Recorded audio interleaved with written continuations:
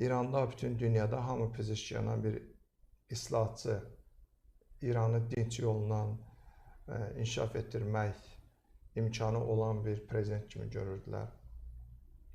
Amma bu qırğından qısa bir müddət qabaq onun o Təhlükəsizlik Şurasının sədri təyin olunması və o kütləvi ixtişaşların dağıdılmasının onun imzaladığı qərarla həyata keçirilməsi də çox üz-üzə oldu və o gözündə güc tapıb buna mane ola bilmədi. Yəni bilərdimi sizcə? İlk dövrlərdə o bunun qarşısını aldı. Yəni ixtişaşlar təzə başlayanda. Açıqlamalar da maraqlı idi yeri gəlmişkən. Molla rejiminin sifətini açan açıqlamaları vardı. Amma sonradan onu buna məcbur elədilər. O da görünür ki, o qədər də bizim belə deyək, arzuladığımız qədər güclü bir siyasətçi deyil. Məhz görünür onun o siyasi portretini xüsusi xidmət orqanları yaradır, siyasətçilərin və elə onun namizədliyin üzərində dayanılması da Xamenei tərəfindən sonuncu prezident seçkilərindən də görünür. Buna görəymiş ki, bilirmişlər ki, böyük təzyiqlərə davam gətirməyəcək və istənilən bir halda yalnız siyasi lider, dini liderin iradəsinin icraçısına çevriləcək. O hətta birisi öz komandasını özü formalaşdıra bilmədi. Elə birinci burada görsəndi onun ilkin dövrlərdə o zəifliyi və sonra da çox təəssüf ki, belə bir prosesdə o iştirak elədi. Mən və çoxları biz onu görürdük ki, gələcəkdə Cənubi Azərbaycan türklərinin bir lideri kimi görürdük. Orada bir İranda demokratikləşməyə xidmət edən, qanun aliliyinin yaranmasına, iqtisadi islahatlar aparılmasına dəstək olacaq bir şəxs kimi görürdük. Yəni o adam deyil deyirsiniz. Çox təəssüf ki, onu da batırdılar bu qana. Bu qana hər halda ola bilsin ki, bəlkə qarşıdakı dövrdə Allah qarşısındakı öz günahlarını yumaq üçün İran üçün nələrsə eləyə bilər. Başqa şərtlər altında bəlkə də o yəni daha yaxşı işlər görə bilər. Amma indiki mərhələdə hesab edirəm ki, o ümidləri doğrultmadı. Ən azından istefa verib geri çəkilə bilərdi və çox böyük dəstək olardı İranda demokratikləşmə prosesinə. İslahatlara özdə ora çıxan insanlar niyə çıxmışlar? Öz ağır həyatlarından onlar etiraz edirdilər. Onlar hüquqsuzluqdan etiraz edirdilər, ədalət istəyirdilər. Yəni bu insanlar istədiyi başqa bir şey deyildi. Yəni İran indi onun əvvəllər tutaq ki, neft satışından biri 100 milyard pul qazanırdı, amma sanksiyalar altında olan İran indi 50 milyard qazanır, amma yayılan məlumatlara görə 50 milyarda qədər pul xərcləyir bu proksi qüvvələrə, Livanda, İraqda, Suriyada və s. Yəni xalq da sıxıntı içərisindədir, artıq Tehran böyük su problemləri ilə üz-üzədir. Artıq Xamenei də, Pezeşkiyanın özü də elə son çıxışlarında, hətta bu kütləvi qətliamdan sonra da belə deyirlər ki, əhalinin vəziyyəti çox ağırdır. Bunu etiraf edirlər və bunun amma həlli üçün nələr eləmək lazımdır? O dini elita müəyyən imtiyazlardan imtina eləməlidir. Monopoliya aradan qaldırılmalıdır. Rəqabət mühiti yaranmalıdır ölkədə. Sanksiyalar aradan qaldırılması üçün İranın özünün xarici siyasətinə baxmalıdır. İran deyir ki, mənim hüququm var, nüvə,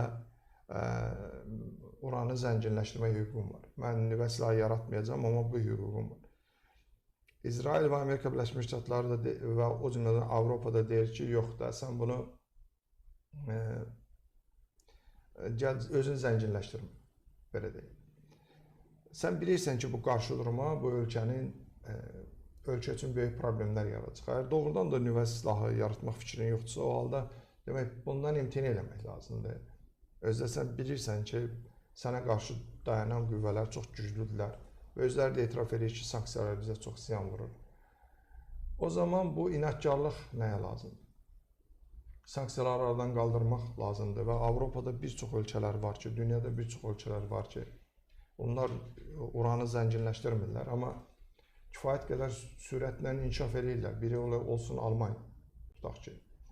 Almaniya, nüvəsi yoxdur ki. Ümumiyyətlə Almaniya atom elektrik stansiyalarını bağladı belə. ki, qəza vəziyyətində Çernobıldakı hadisələrdən sonra bu böyük bir faciələrə yol aça bilər. Özü bağladı bunu. Bu belə olduğu halda deməli ölkəni inkişaf elətdirməyin başqa yolları var. Yalnız bu nüvə enerjisindən istifadə etməyə də əslində qadağa yox idi. Bu şəhər atom elektrik stansiyasını ruslar orada tikiblər. Yəni başqalarını da tikə bilərdilər. Onun yanacağını da Rusiyadan ala bilərdilər. Amma İran başqa yol seçdi və bu da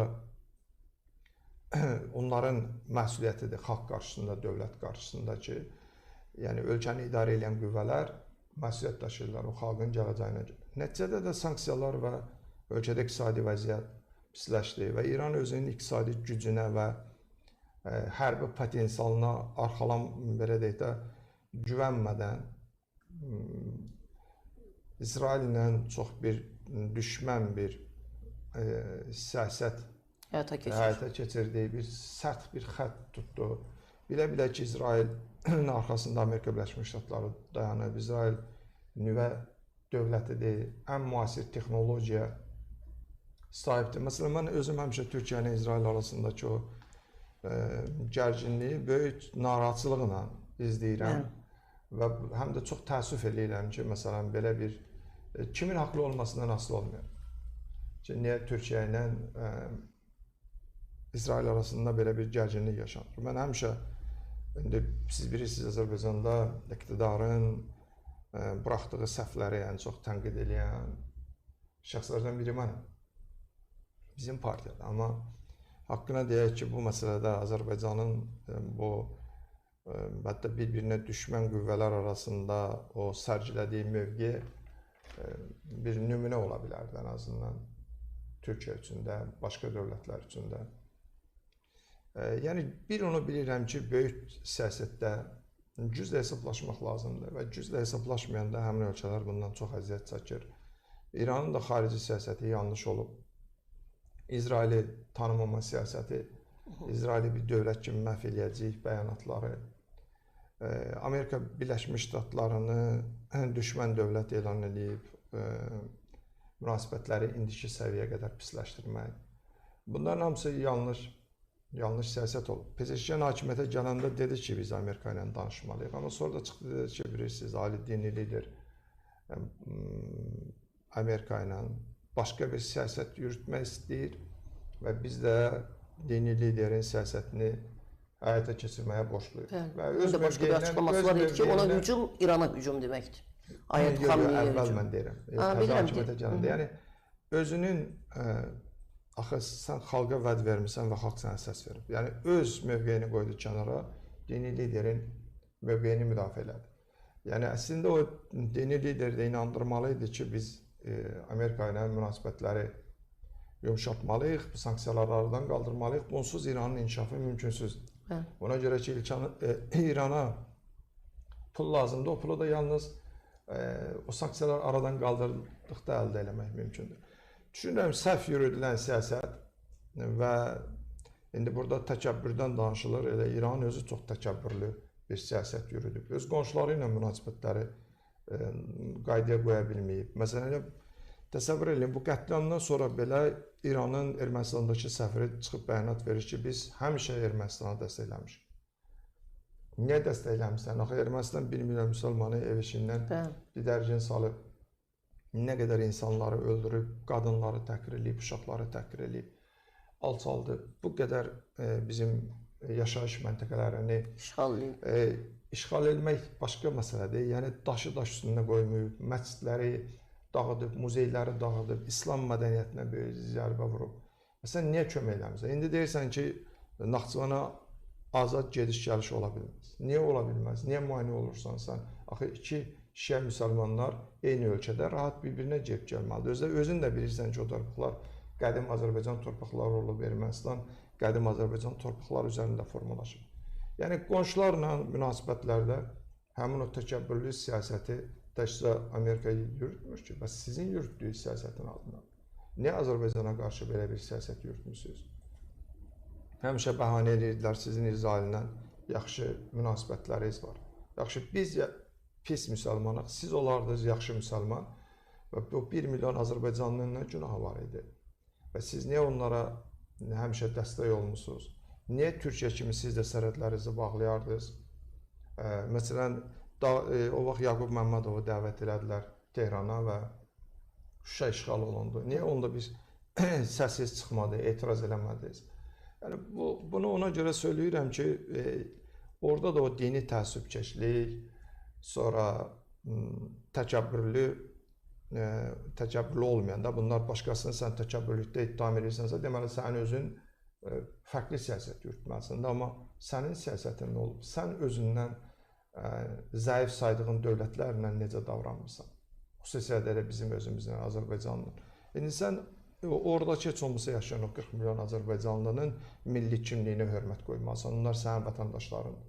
Necə sən deyə bilərsən ki, biz hər zaman sanki bizi qıcıqlandırmaq üçün biz Ermənistana dəstək olmuşuq. Dəstək olub nə eləmisiniz? Bölgədə sülhün gəlməyinə imkan verməmisiniz. Bir müsəlman dövlətin öz ərazi bütövlüyünü bərpa etməsinə imkan verməmisiniz. İndi müsəlmanların rahat gediş-gəlişini təmin olunmasına mane olursunuz. Baxın, bu hadisələrdə İranı ən çox müdafiə edən ölkələrdən biri Türkiyə oldu. Əslində, mən bunu belə sevinclə demirəm. Yeri gəlmişkən deyim ki, Türkiyə böyük dövlətdir və Cənubi Azərbaycanlıların, Azərbaycan türklərinin orada hüquqların qorunmasında Türkiyə daha fəal olmalıdır. Yəni, bizim əlbəttə imkanlarımızla Türkiyənin imkanları bir deyil. Təbii. Amma görünmür bu fəallıq. Amma biz bunu görmürük. Əslində, orada qorxu var ki, Kürtlər orada bir muxtariyyət əldə edə bilərlər. Yaxşı, indi Kürtlər muxtariyyət əldə eləməsin deyə bu qədər Azərbaycanlılar da özünün milli siyasi hüquqlarından məhrum olmalıdırlar. Əvvəla, indi bu günləri hesab edirəm, Türkiyə qabağa düşməlidir. Türkiyə Amerika ilə də danışmalıdır, Avropa Birliyi ilə də danışmalıdır, Rusiya ilə də danışmalıdır ki, əgər İranda mərkəzi hakimiyyət çökəcəksə, İran parçalanacaqsa, məsələn, danışıqlarda əsas məqamlardan biri olmalıdır ki, Azərbaycan türklərinin okeana çıxışı olmalıdır. Yəni, orada biz oradan böyük dənizlərə yol istəməyi, çıxış əldə etmək istəməliyik. Məsələn, orada İraqla bizim dövlət sərhədimiz eyni zamanda olmalıdır. Orada tutaq ki, vacib deyil ki, ərəblər öz dövlətini qursunlar, Azərbaycanlılar öz dövlətini, Kürtlər öz dövlətini, Türkmənlər öz dövlətini, Bəluçlar öz dövlətini qursunlar.